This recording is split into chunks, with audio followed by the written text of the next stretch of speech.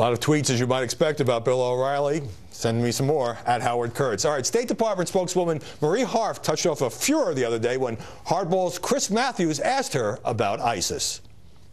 Well, how do we win? How do we stop this? Are we killing enough of them? We're killing a lot of them, and we're going to keep killing more of them. But we cannot win this war by killing them. We cannot kill our way out of this war. Harf later said her comments may have been too nuanced for her critics. Marie Harf works in tandem with Jen Psaki, who was just promoted to White House Communications Director and is also accustomed to tangling with the press corps. I sat down earlier with James Rosen, Fox's chief Washington correspondent. James Rosen, welcome. Thank you, Howie. With Jen Psaki now taking over the White House Communications shop, and you deal with her regularly, how are her relationships with reporters? I think by and large pretty good amongst the State Department press corps that's been there over the past couple of years. I think she's well regarded. I think both she and Marie Harf knew their brief.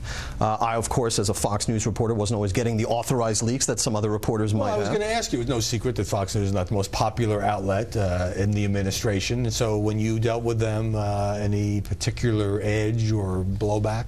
No, I think we got along pretty well, given all circumstances. Any area in which you'd fault them? They tangled with Bill O'Reilly, for example. Sure, there was that time where Jen and Marie ascribed sexism to Bill O'Reilly. I thought that that was way out of line. I didn't think there was any basis for it. I think on some occasions the hashtag diplomacy, where they're photographed holding up signs and giving a thumbs up while smiling about fairly serious matters like Ukraine, I think might not have been well advised. But by and large, I think they both command the respect of the press corps here in town. Now, the controversy over Marie Harf's comments on ISIS and root causes and we can't win the war militarily. Some pundits saying, as you know, monumentally dumb and this is jobs for jihadis. Your take? I think that this all mostly emanates from Marie's interview with Chris Matthews, and I think Chris Matthews kind of led the charge in taking her remarks out of context. He immediately started to equate it to the effort to combat juvenile delinquency in American cities in the 1950s. I think Marie's point was eminently sensible, which is you have this this cohort of 100 million people in the Middle East under the age of 30. That's the first time we've had that demographic cohort that large, and the question, sensibly put, is what is going to take up the days of those people? Is it going to be economic opportunity or something else? Obviously, it's a long-term effort. But so if what she said is rather unremarkable, and she makes the point, Marie Harf makes the point that George W. Bush, Colin Powell at various points have talked about poverty as a tool in combating terrorism or why people become terrorists. Why has it been so explosive?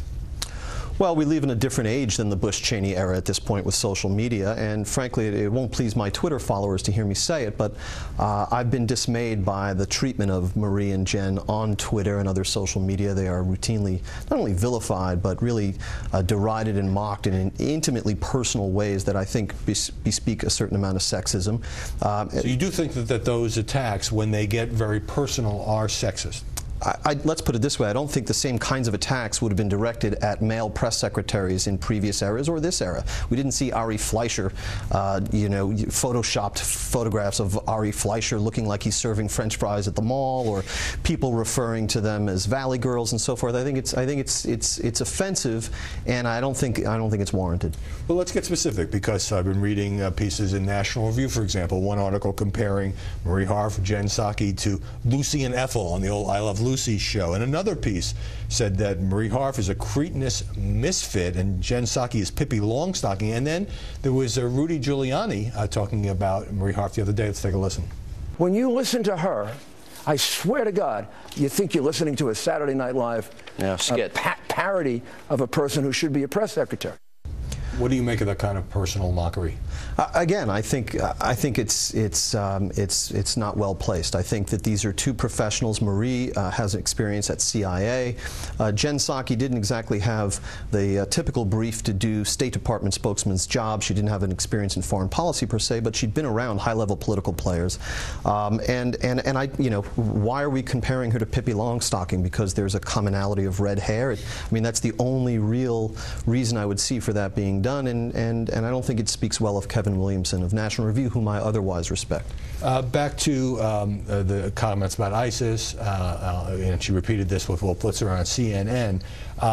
She came back and said, well, maybe what she was saying was too nuanced for her critics. That struck me as a way to inflame your critics even more. Yeah, well, right. I mean, anything that I do wrong and that you criticize must be a reflection of how erudite or nuanced I am in contrast. And you're not. Right, yeah. But, you know, I think she was in for some rough sledding this week, Marie Harf. It'll be interesting to see what role is accorded her by the State Department, by the Obama administration, now that Jen Psaki is moving over to the White House as communications director.